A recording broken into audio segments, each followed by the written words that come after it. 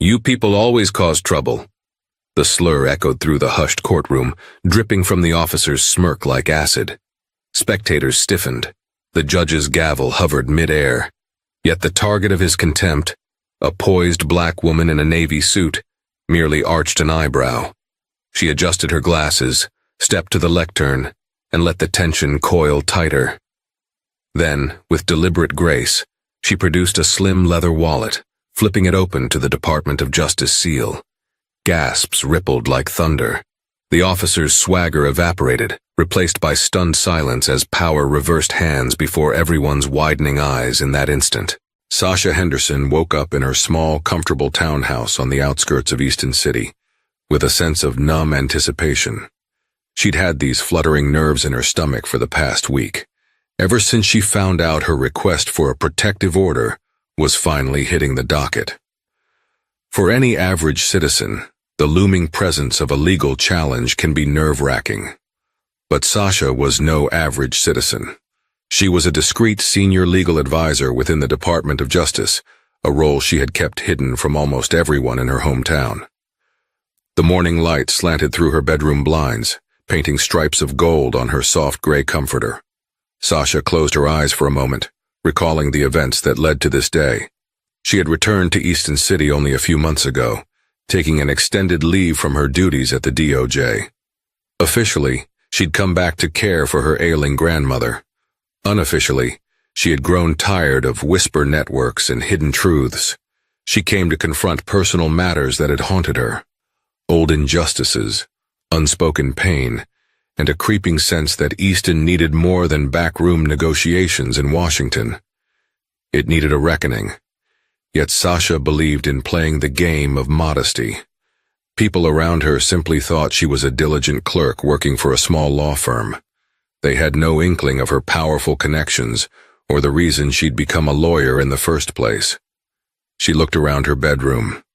Law books stacked on the desk, pictures of her father, once a celebrated civil rights attorney, until an incident involving Easton police nearly ended his life, framed on the dresser. She drew strength from her father's memory, vowing she would use the law in ways he never fully got the chance to do. Shaking off the heaviness of early morning reflections, Sasha showered, dressed in her tailored navy suit, and braided her hair in a neat crown. She checked the time. She had an hour to make the drive across town. Earlier than needed, yes, but she wanted to be at the courthouse before the usual wave of chaos. When Sasha arrived, the Easton County Courthouse steps were nearly empty, except for a lone protester pacing on the sidewalk with a handwritten sign that read, "We want justice." Sasha offered the protester a polite nod and walked up the limestone steps. No matter how many times she visited courthouses, either for small municipal matters or for high-stakes federal cases, she always felt a familiar knot in her stomach. Courthouses were the place where truth and lies tangled together, and sometimes justice still found its way through the maze of intimidation and bureaucracy. Inside, security officers manned the front gates. As Sasha placed her sleek black purse on the conveyor belt, an officer glanced at her ID. His lips parted slightly, as if he recognized her last name, but he made no comment. Sasha stepped through the metal detector, collected her purse, and entered the echoing marble hallway that led to the courtrooms. It was the beginning of the day, and the hustle of attorneys, clerks, and anxious defendants swelled around her. Her footsteps tapped against the polished floors as she neared her designated courtroom. She passed people busily flipping through case files and making phone calls. Some wore suits more expensive than hers. Others were obviously harried public defenders juggling a half-dozen urgent matters. But Sasha walked with the deliberate grace of someone who'd already navigated the most dangerous legal waters in the country. At the far end of the corridor, Sasha spotted Officer Mark Crenshaw. She'd never met him personally, but his reputation was well known in Easton. A brash cop unafraid to use tactics that stretched, if not outright violated, police protocol. He was an older white man with a build hardened by years on the force. His angular jaw clenched as he scanned the hallway with cold, narrowed eyes. The moment Sasha locked eyes with him, She felt a chill. He seemed to size her up, as if waiting for the perfect opportunity to assert his authority. Little did he know that Sasha wasn't just a local woman petitioning for a protective order. She was an instrument of justice, sharpened by the very top echelons of power at the DOJ. Crenshaw strode forward, his black boots resonating with each step. His police uniform and badge gleamed under the fluorescent lights. He paused a foot away from Sasha, close enough that she could smell the faint scent of leather from his belt and holster. His voice was gruff, laced with a condescending tone. "Are you lost, ma'am? This corridor is for official business." Sasha squared her shoulders and managed a polite smile. Her posture was as calm as a still pond. "I have official business here," she replied, voice steady. "Courtroom 2B. He let out a short chuckle. "You with a lawyer or something? Don't see many people like you wandering alone down here." His gaze slid from her face to her clothes, pausing to examine every detail. The mild scuff on her expensive heels, the pin on her lapel, the calm composure in her eyes. Sasha's politeness didn't waver. "I can manage on my own, officer." She tried to step around him, but he subtly shifted to block her path. A few heads turned. People noticed the silent standoff and lingered, uncertain whether to intervene. Sasha gave a measured sigh. She had come early specifically to avoid scenes like this.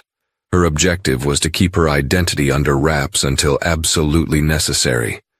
Any big confrontation could derail the entire reason she was here, to finalize the protective order that would shield her grandmother and younger cousin from harassment by a local street gang.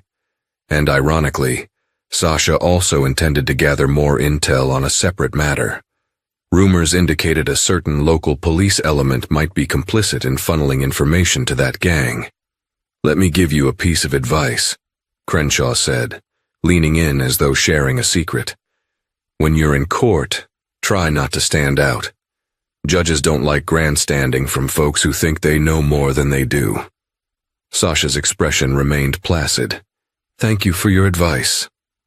With that, she casually stepped around him and continued. His gaze followed her, a mixture of curiosity and vague irritation shining in his eyes. Sasha could feel the tension in the air.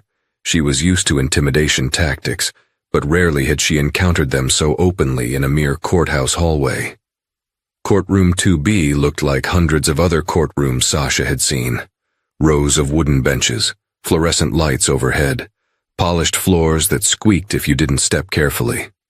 The judge's bench loomed at the front, an imposing piece of mahogany with the state seal carved into its surface. Two flags, one for the United States, one for the state, stood in the corner, dust motes dancing in the shafts of sunlight that cut through high, narrow windows. Sasha took her seat near the front, quietly observing the preliminary hearings. She watched as a parade of cases went before the judge, minor offenses, traffic violations, and a few pre-trial motions. Each time the judge, a stern woman named Judge Patricia Barber, presided with crisp professionalism. Sasha had studied Barber's rulings during her father's time. Barber was known for her fierce commitment to the law, but also for giving officers the benefit of the doubt in borderline situations. Sasha wondered if that preference would impact her case. When the bailiff finally called her name, Sasha rose, heartbeat quickening. She walked to the podium, file in hand, aware of Crenshaw slipping into the room behind her. She felt his stare at her back, a tingle of hostility. Another officer was present too, someone Sasha didn't recognize, standing near the back wall. Judge Barber adjusted her glasses. "Miss Henderson, you're here to request a protective order." The judge flipped through the pages. "Your file is in order. However, I see that the responding party has not appeared in court. Are you prepared to proceed?" "Yes, Your Honor," Sasha replied. "My grandmother, Martha Henderson, and my cousin, Tanya Henderson, have both been the targets of repeated threats. The respondents are members of the Rydell Street crew. They've made direct threats, specifically referencing me and my family, after I tried to intervene in a community dispute." Judge Barber studied Sasha for a moment. "These are serious allegations. I see that you've included evidence of text messages and voicemails. Also, there's mention of potential evidence that local law enforcement was alerted. Officer Crenshaw, have you had any involvement in this case? She spotted him standing near the back of the courtroom, arms folded across his chest. Crenshaw stepped forward, clearing his throat. We did investigate the threats, Your Honor, but we found no conclusive ties linking the threats to the alleged gang members Miss Henderson named. He tossed Sasha a sidelong glance, faintly smug. We recommended she proceed legally if she believed there was cause. Sasha's jaw tightened. She had submitted the audio recordings and the transcripts to the local police station weeks ago. The words of the gang member were explicit. Yet hearing Crenshaw dismiss it so casually in court revealed more than just incompetence. It hinted at deliberate stonewalling. Judge Barber looked at Sasha. Well, Miss Henderson, it seems you'll have to rely primarily on the evidence you've presented personally. Let's proceed with your testimony. Sasha took a deep breath, then spoke clearly and methodically. She recounted the phone calls, the explicit threats referencing that uppity Henderson family, the menacing graffiti on her grandmother's fence.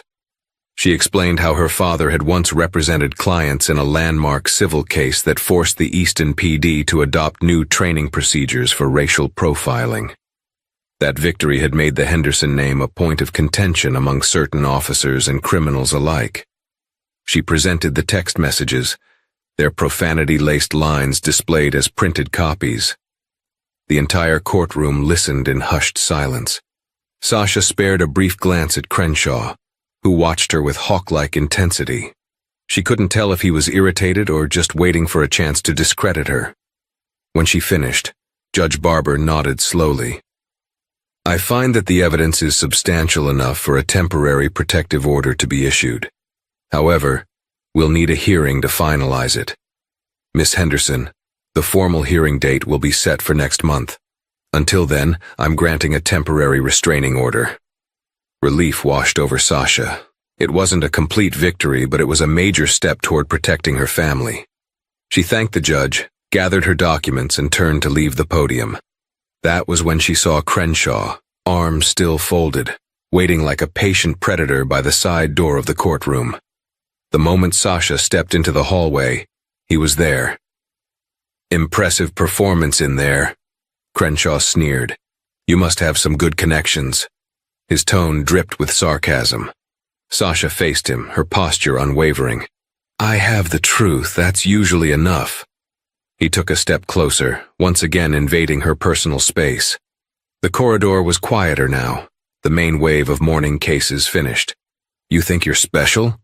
Just because you wave some evidence around, you think you can solve all your problems? Let me tell you something. The law is complicated, and judges around here don't like outsiders stirring up trouble. Sasha's lips curled in a slight smile, though her eyes remained stone cold. Officer Crenshaw, I'm hardly an outsider. I was born and raised in Easton. She paused, letting each word land with deliberate weight. And I know exactly how the law works. He snorted. You must be one of those fancy law types from out of town now.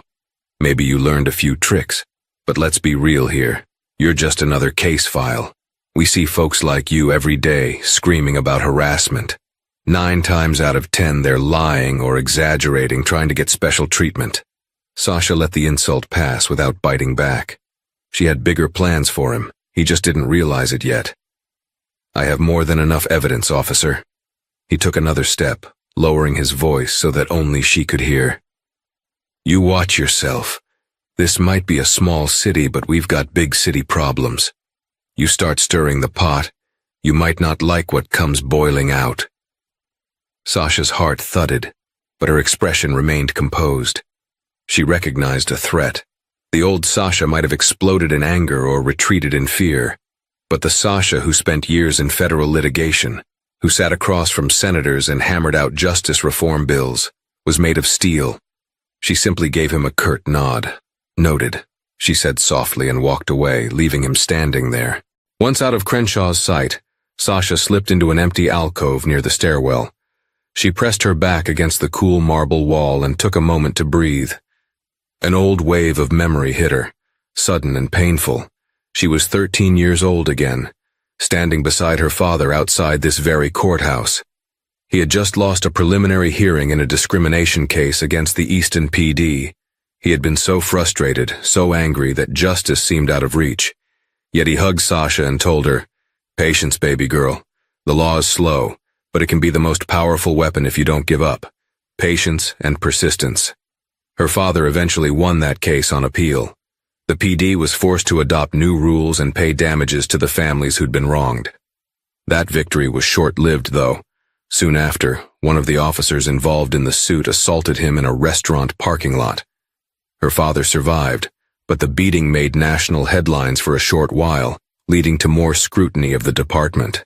Sasha still carried the physical and emotional scars of that chaotic time. It was also the spark that propelled her to law school and then the Department of Justice, where she specialized in oversight of local police departments that violated civil rights. Yet Sasha had always yearned to keep her father's legacy separate from her own ascension in Washington. She didn't want pity or the burden of a family name overshadowing her genuine abilities. But now, in Easton again, everything converged. The memory of her father's battle with corrupt cops, the ongoing threats to her family, and this new face-off with Officer Crenshaw. Sasha composed herself and headed to the judge's clerk's office. She needed to confirm the next court date and possibly glean any insights on how Judge Barber might handle the final hearing. The clerk, an overworked young woman named Marcia, looked up from her computer screen with weary eyes. "May I help you?" Marcia asked, her tone polite but businesslike.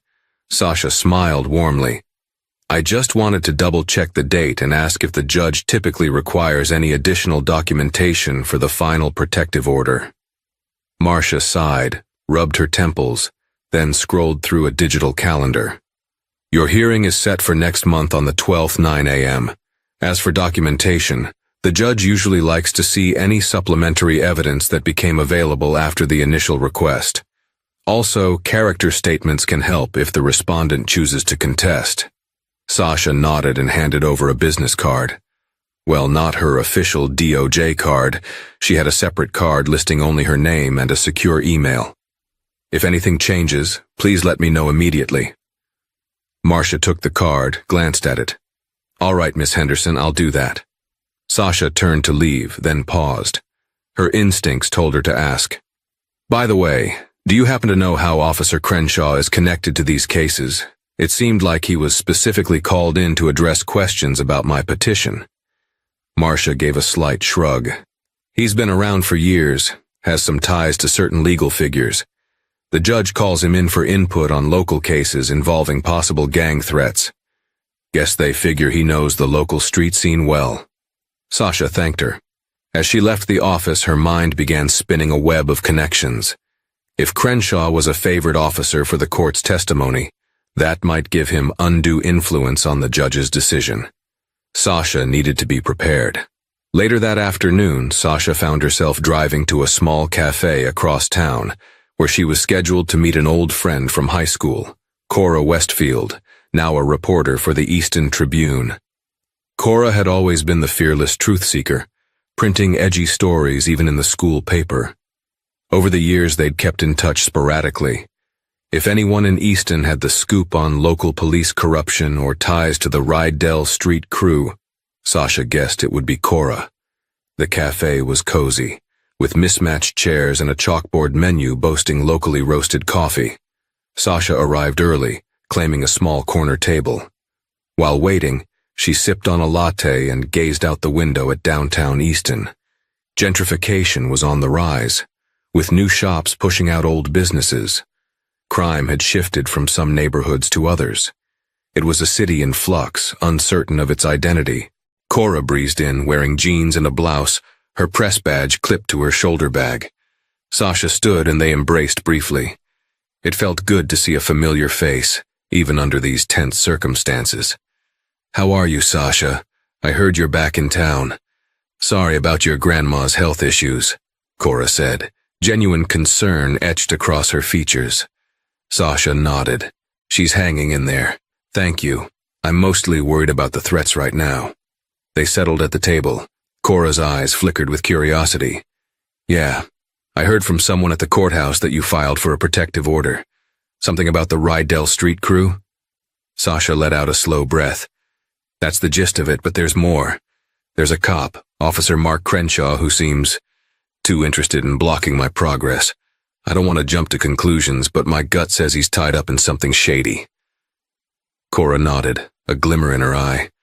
I've heard whispers that he provides certain, let's say, helpful tips to some shady people in exchange for a cut of their dealings, but no one's ever proven it. Sasha's pulse quickened. I need proof. If he's feeding information to gang members, that puts me and my family in even more danger. Cora leaned forward. I've been working on a piece about possible corruption in the Easton PD for months. I've got sources, but they're all terrified of retaliation. If I can pin down real evidence, that's a big story, one that could lead to a major shakeup. But it has to be ironclad. Sasha thought of her father's old crusade, of how close he'd come to exposing the same patterns. She glanced around, ensuring no one was eavesdropping. I have access to certain resources, she said carefully. She still didn't want to broadcast her DOJ role. If I can gather enough to tie Crenshaw to illegal activities, would you be willing to go on record? Cora nodded. Absolutely, if you can protect my sources. Sasha sat back, her mind churning. She had to walk a delicate line here, building a case for a protective order, while also gathering evidence that might implicate a police officer. The risk was enormous, but if she pulled it off, it could be a game changer for Easton. They spent another hour sharing leads and brainstorming strategies. Before parting, Cora gripped Sasha's hand. Be careful, she said. Crenshaw isn't just some random bully. He knows how to silence people. Sasha's eyes hardened. So do I, but using the law, that's what he'll never see coming.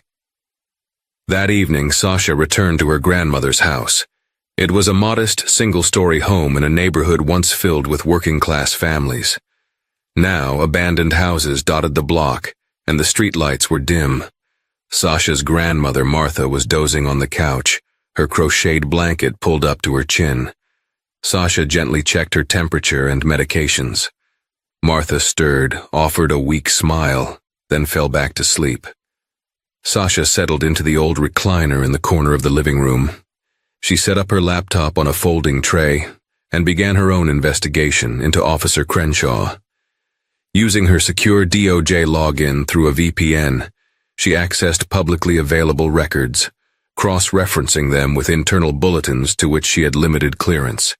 She looked for patterns, unusual spikes in his reported arrests, suspicious drops in certain investigations, disciplinary reports that vanished from public record. It was slow going, but Sasha was methodical. She found an internal complaint from an officer who had accused Crenshaw of tampering with evidence, unsubstantiated and later retracted. A second complaint indicated alleged favors for a known drug informant. Again, no formal charges. Each instance was a dead end. But Sasha knew that combined, these red flags painted a troubling picture. Midway through her search, Sasha's phone buzzed with a message from a blocked number. She frowned, opened it and saw, "You're digging where you shouldn't. Stop now or watch your family suffer." A cold shock ran through her. She reread the message. Was it from the gang? From someone within the police? Either way, it confirmed that her snooping hadn't gone unnoticed. Sasha closed her laptop and glanced at her sleeping grandmother. Resolve hardened in her chest. Threats wouldn't stop her. If anything, they fueled her determination. She deleted the message, made a mental note to forward it to a secure contact at the DOJ who specialized in digital forensics. If there was a way to trace it, Sasha wanted to know. The next morning, Sasha decided to run some errands for her grandmother. She drove to the local grocery store, Parkside Market, an old staple in Easton. As she strolled the aisles, she searched for the brand of herbal tea her grandmother loved. She was reaching for a box on a high shelf when she sensed someone step behind her. She turned to see Officer Crenshaw, arms crossed, wearing civilian clothes but still exuding that unmistakable cop aura. His eyes bored into hers. "Miss Henderson," he said with mock courtesy. "Fancy running into you here." Sasha willed her heart to remain steady. "Officer Crenshaw, doing some shopping?" He shrugged. "I was in the neighborhood, saw your car outside." He lowered his voice, leaning in. "I hear you've been asking questions about me. That's not wise." Sasha placed the tea in her cart, glancing around to see if any fellow shoppers were nearby. A middle-aged woman picking up cereal a couple of aisles away looked over, but quickly returned to her shopping. Sasha narrowed her eyes at Crenshaw. "I haven't asked about you specifically," she lied coolly, "but I am investigating why the threats against my family weren't taken seriously." He gave a tight, humorless smile. "Let me give you a warning. You're stirring up trouble. Easton has its own way of dealing with troublemakers." Sasha held his gaze. "Threatening me in a public place isn't the best move, officer." Her voice rose slightly, loud enough for the cereal aisle woman to hear. She turned her head to the side. "Is there a problem, officer?" she asked, letting bystanders know something was amiss. Crenshaw's expression flickered with annoyance. He took a step back, raising his hands in mock surrender. "No problem at all. Just having a friendly chat." His gaze lingered on Sasha, then he walked away, disappearing around the corner toward the produce section. Sasha let out a slow breath. She hated letting him get under her skin, but that was exactly why she had to press forward. Whatever he was hiding, she was closer to exposing it than he was comfortable with. 3 days later, Sasha learned through a private channel that one of the Rydell Street crew members, a young man named Troy T.J. Jackson, might be willing to talk. He was apparently disillusioned with the crew's leadership, especially after they started targeting more local families and, rumor had it, cooperating with certain cops for drug trafficking routes. The plan was to meet him at a rundown community basketball court on the east side of town after dark.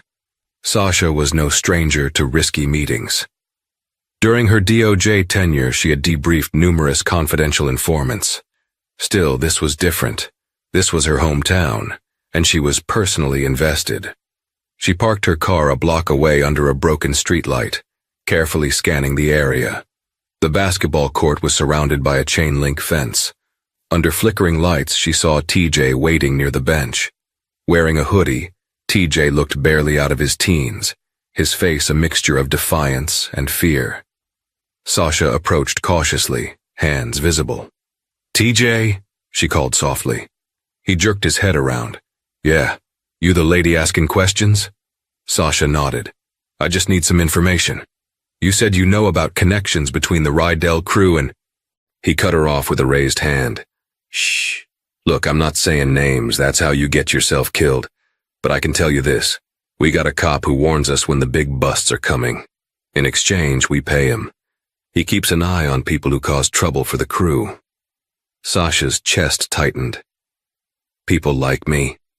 TJ nodded slowly, casting a nervous glance around. "Yeah. You, your family, a couple others." She swallowed, anger simmering. "Is that cop Officer Crenshaw?" TJ looked at her, conflict roiling in his eyes. "I said I ain't saying names, but yeah, that's him." He spoke in a rush, as if purging a secret. "He told the crew about your protective order, said it'd be easy to make you back off if we put enough pressure on you." Sasha's fists clenched. This was the confirmation she needed. "Why tell me all this?" TJ shrugged, looked down. "I got a baby sister. She's only 9. I'm done with this life. I want out. Rydell crew used to say they protected the hood, but they're just as bad as the cops they bribe. I heard you was once from around here. Figured you might be able to do something." Sasha nodded, her voice firm. "I will. You have my word. But be careful, TJ. They'll know it was you." He nodded, stepping back into the shadows. "I got a place to hide. Good luck, Miss Henderson." He dashed off, leaving Sasha alone under the sputtering streetlight. The clouds overhead obscured the moon, as if the night itself was cloaking them in secrecy. Sasha stood there, adrenaline coursing through her. She had just learned that Officer Crenshaw was actively feeding the gang information. This was bigger than a protective order now. It was a massive corruption scandal. She needed to compile evidence meticulously if she wanted to see real justice. That very night, Sasha used her DOJ contact to secure a private digital recorder and voice analysis software. She also set up an official meeting with her direct supervisor in Washington over a secure video line. Her supervisor, Deputy Assistant Attorney General Linda Corbett, was a stern woman with sharp cheekbones and sharper intellect. Sasha had worked under her for the last 3 years. "I understand your situation is complicated," Corbett said, her voice echoing through Sasha's laptop speakers. "But we must tread carefully. Local police corruption is a sensitive matter, politically and legally." Sasha nodded. "I have a potential witness, some partial evidence. We're talking about a cop funneling information to a street gang. This isn't just a bad apple, it's endangering lives." Corbett's brow furrowed. "I'll allocate some resources for a preliminary inquiry. However, we can't launch a full federal investigation without more substantial proof. Do you believe you can get a recorded confession or corroborating evidence?" Sasha exhaled. "It might be possible. There's a chance I can corner Crenshaw. He's already threatened me multiple times. If I wire myself and push him, maybe I can get him to reveal something." Corbett's expression grew grave. "That's extremely dangerous, Sasha. You're not just an attorney. You're not a trained undercover agent." Sasha gazed at her father's photo on the desk, then back at the screen. "I know, ma'am. But this is personal and professional. I have to do it." After a long pause, Corbett nodded reluctantly. "All right. I'll have a federal marshal on standby in Easton if things escalate, but proceed with extreme caution." Sasha ended the call, feeling the weight of responsibility press heavier on her shoulders. She spent the rest of the night devising a plan to confront Crenshaw. She would carefully record any incriminating statements. If he confessed or even hinted at his arrangement, Sasha could bring it straight to Corbett, and likely to the ears of Attorney General Merrick Garland if the case was explosive enough.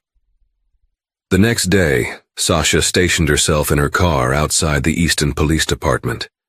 She knew from Cora's sources that Crenshaw worked the evening shift that week. Around 4 p.m., she saw him exit the station, walking toward an unmarked car. Sasha started her engine, following at a discreet distance as he pulled away. He drove through the downtown area, eventually stopping at a rundown diner near the city limits. Sasha parked across the street, ducking low in her seat. She watched as Crenshaw entered the diner. Another man wearing a black hoodie slipped in a minute later. Sasha felt a surge of recognition. That man was a known Rydell crew lieutenant from the case files she had studied. Her hand trembled slightly as she gripped the phone, taking pictures. Crenshaw and the hooded man met in a corner booth, heads bowed in conversation. A waitress refilled their coffee cups, oblivious to the tension. Sasha snapped photo after photo, capturing them exchanging what looked like an envelope. This was happening in broad daylight, at a public diner. The brazenness stunned her, but also confirmed that they felt untouchable. After about 20 minutes, Crenshaw patted the other man on the shoulder, then left. Sasha quickly started her car, waiting for Crenshaw to drive off. When he was gone, Sasha debated approaching the hooded man herself, but decided it was too risky. She had enough circumstantial evidence to bolster her approach. Pictures of a known gang member meeting with Crenshaw, the conversation with TJ, the repeated threats. The following afternoon, Sasha put the final pieces of her plan into motion. She called Crenshaw, using the number listed on the official court documents. He answered on the third ring. "This is Officer Crenshaw," he said curtly. "Officer, it's Sasha Henderson." She forced her voice to tremble slightly, playing the part of an intimidated woman. I'd like to speak with you privately about these protective order matters. I'd rather settle things before the final hearing." There was a pause. Then Crenshaw's voice turned mocking. "Really? You've been giving me the runaround in court and now you want to settle?" "I realize I might have been mistaken," Sasha lied. "Maybe we can come to some arrangement. I just don't want any trouble." Another pause. Where and when? Sasha named a small park on the outskirts of town near the river. She chose it because it had minimal foot traffic on weekdays. "Tonight, 8 p.m., by the old fountain." Crenshaw agreed, then hung up abruptly. Sasha stared at her phone, heart pounding. That was it. No turning back. She'd carry the hidden recorder, and if all went according to plan, Crenshaw would incriminate himself. If all went wrong... Sasha didn't want to finish that thought. Nightfall found Sasha standing by the chipped stone fountain at the deserted riverside park. The summer air was muggy, clinging to her skin, and the dim glow of streetlights barely reached beyond the empty parking lot. She wore a light jacket over her blouse to conceal the digital recorder pinned inside. At exactly 8 p.m., she saw headlights approaching. A single car pulled in. Crenshaw got out, scanning the area. His silhouette was imposing under the faint light. Sasha stood her ground, exuding as much calm as she could muster. "You came alone?" Crenshaw asked, voice echoing slightly in the stillness.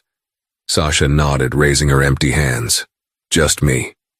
He walked closer, stopping a few feet away. "So," he drawled, "you want to settle things? Gonna drop the protective order?"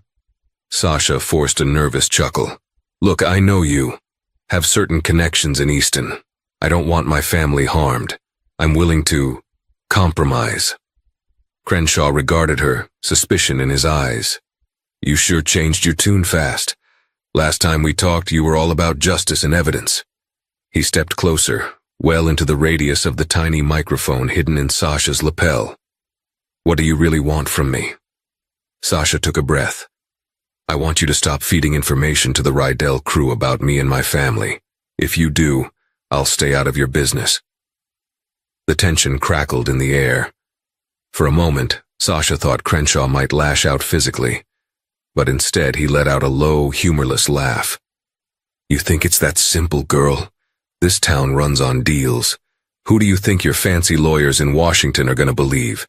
A small-town cop with a clean record, or some woman claiming I'm in bed with gang members?" Sasha's pulse raced. She was getting him to talk. He was on the verge of incriminating himself. "I've seen you meeting with them," she pressed. "I have pictures, witnesses." His face hardened. "Pictures of what? Sharing a cup of coffee at a diner? That's nothing. And your witness, probably a punk with a rap sheet." He took another step and Sasha braced herself. "Listen carefully. If you drop the protective order, maybe the crew will forget about you. If not, well, accidents happen in this town, especially to meddling women." Sasha's jaw clenched and she forced out a shaky breath. "So you admit you're working with them?" Crenshaw glared at her. Then he sneered. "Yeah. I admit I take a little extra on the side. You have no idea how much the city underpays us. The Rydell crew and I have an understanding. They keep the real violence down, and I keep them updated if any major raids are coming. Nobody gets hurt unless they cross a line, like your family did, poking around." Sasha swallowed, her heart thundering. She had it. He had just confessed on tape. A swirl of anger and triumph filled her. But she had to get out of here safely, or that confession would never see the light of day. She mustered her courage. "Thank you for being honest," she said, her voice trembling not from fear alone, but from the rush of adrenaline. "Now let me be honest with you. That conversation we just had, I recorded it." He blinked in surprise and rage twisted his features. "You... what?" Sasha took a step back, trying to keep distance. "I'm with the Department of Justice. You just confessed to conspiracy and corruption on a federal level. This ends now." The words landed like a thunderclap. Crenshaw's eyes darted wildly, and Sasha saw him reach for his side. A gun? She couldn't be sure. She took another step back, every muscle tensed. But before Crenshaw could draw, the sound of screeching tires split the night. A black SUV roared into the parking lot, headlights blinding them both. Out leaped two men in suits, weapons drawn. "Federal agents, freeze!" one of them shouted. Crenshaw hesitated for half a heartbeat, then lunged as if to run, only to be tackled by the second agent. The scuffle was brief and vicious. Crenshaw managed a punch, but the agent subdued him, twisting his arms behind his back. Sasha stood rooted to the spot, breathing hard as Crenshaw screamed profanities at her. She watched him forcibly pinned to the ground, the harsh crunch of gravel under their bodies echoing through the park. One of the agents looked up at Sasha, nodded, and said, "Miss Henderson, we were instructed to intervene if your safety was at risk. Deputy Assistant Attorney General Corbett sent us." Sasha could only nod, adrenaline still roaring in her veins. Crenshaw fought wildly against his restraints, spitting curses. But it was too late. The hidden recorder in Sasha's jacket had captured everything, enough to destroy him and to begin unraveling the network of corruption. The next morning, Sasha was back at the Easton County Courthouse, but under drastically different circumstances. This time, she was not just a private citizen seeking a protective order. She was there as a representative of the Department of Justice, flanked by 2 federal agents. Word spread through the corridors like wildfire. Officer Mark Crenshaw had been arrested on federal charges of corruption and conspiracy. His booking photo was already circulating among courthouse staff. Whispers echoed in every hallway. Judge Barber, upon hearing the news, called a special session. The gallery was packed with reporters, curious onlookers, and local officials. Sasha sat at the prosecution's table alongside an assistant U.S. attorney, who had flown in overnight from the regional DOJ office to file charges against Crenshaw. When Crenshaw was led into the courtroom wearing a wrinkled suit, hands cuffed, the hush fell like a storm cloud. His once confident swagger was replaced by a simmering fury. He avoided Sasha's gaze, but she could feel the hatred emanating from him. As the formal charges were read, extortion, conspiracy, obstruction of justice, Sasha felt a surge of validation.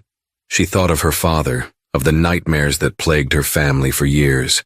She looked over at her grandmother and cousin, sitting in the audience, tears shining in their eyes. This moment was bigger than Sasha's personal quest. It was a statement to the city of Easton. Corruption within the police force was real, and it could be taken down. The hearing was brief, just enough to set bail conditions, which the judge swiftly denied, citing Crenshaw's risk of flight and potential to threaten witnesses. Cameras flashed, capturing his enraged face as he was led away. Sasha barely heard the swirl of chatter from the crowd. She was lost in the gravity of the moment. Outside the courtroom, Sasha was swarmed by reporters. She recognized Cora's voice among them.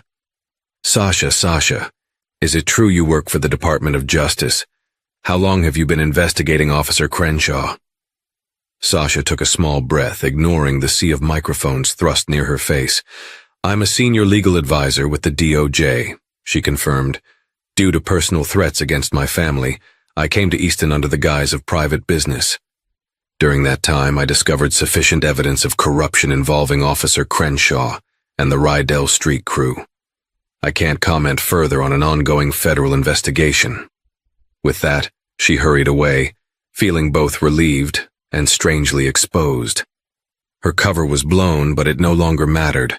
Her mission was accomplished. As she entered the hallway leading to a private conference room, she was approached by Judge Barber. The judge's stern face was tinged with regret. "Miss Henderson," she said, voice subdued, "I had no idea. I wish I'd looked deeper into your case. You have my apologies if my courtroom gave you the impression that justice wouldn't be served." Sasha smiled politely. "I appreciate that, Your Honor. Thank you." Then, to Sasha's surprise, the local police chief, Martin Blake, approached. Blake was a tall, solid man with graying temples. He cleared his throat awkwardly. "Miss Henderson, I want to personally apologize for the department's failure to protect your family, and for Officer Crenshaw's misconduct. We'll cooperate fully with the federal investigation." Sasha studied him. She detected earnestness in his eyes. Perhaps this scandal would finally push Easton PD to reform. "I hope so, Chief Blake. We can't undo the harm, but we can move forward with transparency and accountability." Blake nodded, promising to keep Sasha informed of any internal disciplinary actions and to assist with the broader investigation if needed. By the time Sasha left the courthouse, dusk was settling over Easton.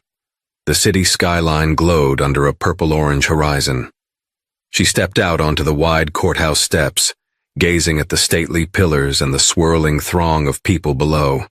Reporters, families, citizens, Some shook hands, others argued, but all were buzzing with the knowledge that a corrupt officer had finally been brought down. Across the street, Sasha spotted her grandmother and cousin waiting by a car. She hurried over, a wave of relief washing through her at seeing them safe. Her grandmother, frail but resolute, embraced Sasha tightly. "You did it," Martha whispered, tears in her eyes. "Your father would be so proud." Sasha's own tears brimmed. She nodded, hugging her grandmother close. "It's not over, but we took a big step." Tanya, Sasha's younger cousin, gave her a playful punch on the shoulder. "You're like some superhero out here. I had no clue you were DOJ." Sasha laughed softly. "Superheroes don't exist, but we do what we can, and we do it together as a family." That evening, Sasha spent time with her loved ones, sharing a home-cooked meal. There were many unknowns ahead: the trial, the possibility of retaliation from other corrupted officers or the Rydell crew. But for the moment, Sasha allowed herself the small satisfaction of having brought the truth to light. Over the following weeks, a DOJ task force descended upon Easton to expand the investigation. Subpoenas were issued. Crenshaw's financial records were combed through, revealing suspicious deposits and property acquisitions. Additional officers came under scrutiny. The Rydell Street crew's leadership went on the run, but the FBI quickly nabbed 2 high-ranking members. National media outlets picked up the story. Small city rocked by police corruption scandal. DOJ official played key role. Sasha's phone rang incessantly with interview requests. She turned most of them down, except for a local station where Cora now served as an investigative reporter. In a measured interview, Sasha highlighted the importance of community courage and cooperation with federal authorities when tackling corruption. Merrick Garland, the Attorney General himself, mentioned the Easton case in a press conference about the DOJ's ongoing commitment to civil rights and justice. Sasha's heart fluttered when she saw it on TV. She realized she'd become a part of something larger, a wave of accountability sweeping across law enforcement agencies nationwide. Officer Crenshaw's trial took place 3 months later, drawing massive public attention. Sasha testified, playing the recorded confession in court. The jury's faces were grim as they heard Crenshaw boast about taking bribes and threatening Sasha's family. TJ, the gang member, also testified, granted partial immunity in exchange for his cooperation. The trial lasted 2 weeks, culminating in a guilty verdict on multiple counts: conspiracy, obstruction, extortion. Crenshaw was sentenced to a lengthy prison term. When the judge pronounced sentencing, Sasha felt something in her chest unclench. A final release of tension that had built up over years of watching her father struggle for justice in this very city. Beyond the personal victory, Sasha marveled at the cosmic poetry of it all. The officer who had tried to intimidate her, seeing her as nothing more than a vulnerable black woman, ended up crumbling under the weight of his own hubris. The city that once turned a blind eye to corruption was now forced to face its demons. Justice, though slow, had delivered hard karma.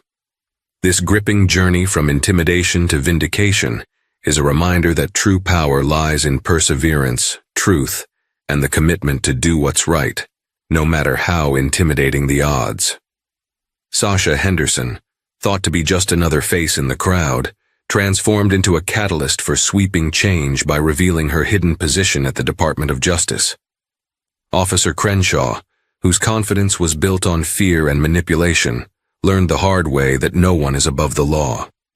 If you've been inspired by Sasha's courage or felt the thrill of every dramatic twist and turn in this story, please show your support.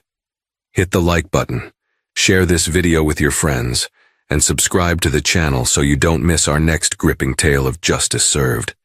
Your engagement helps shine a brighter light on stories that need to be told, ensuring justice can continue to prevail.